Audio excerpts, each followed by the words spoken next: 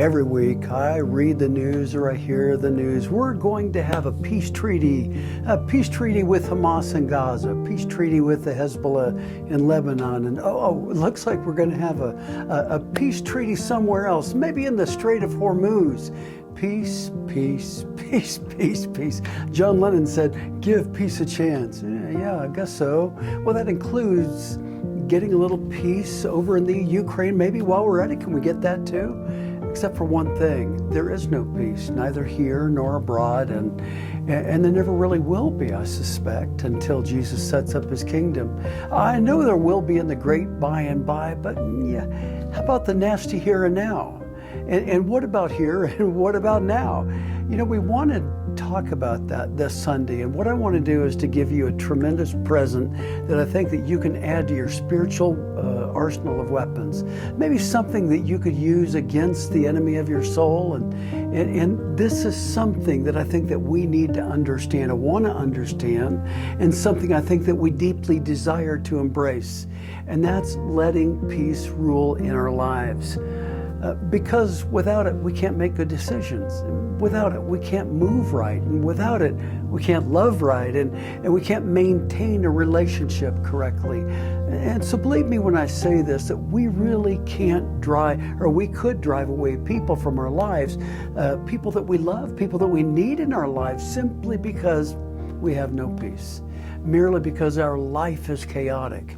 And they'll leave us alone usually because they can't stand to live in the environment of chaos that's created when we are under attack from the enemy. And you've seen it and I've seen it.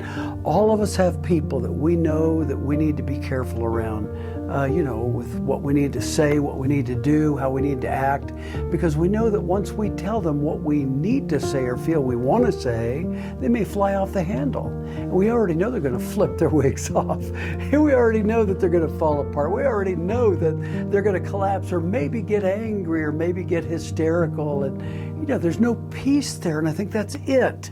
So not even when we need it the most, or at least it so often seems, and yet in the middle of it all, we have Jesus who comes up to us and says, peace, be still.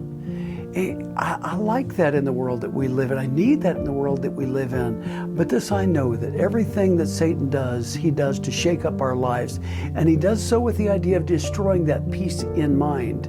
So on Sunday, I want to explore this. And when Jesus tells me that I can have peace that passes all understanding, and it can rule in my heart, in my mind, well, I want to discover that for myself. And I think you do too. So I'll tell you what, why don't we do that together this Sunday? Because when Jesus tells us that we can have that peace in the middle of the storms of life, I want to know how, I want to know why, and I want to know when. So come this Sunday, and then we'll figure that out together, okay? I think we'll bring peace to you and peace to me as we discover what God wants to surprise us with, that peacefulness. Sound good? I'll see you then.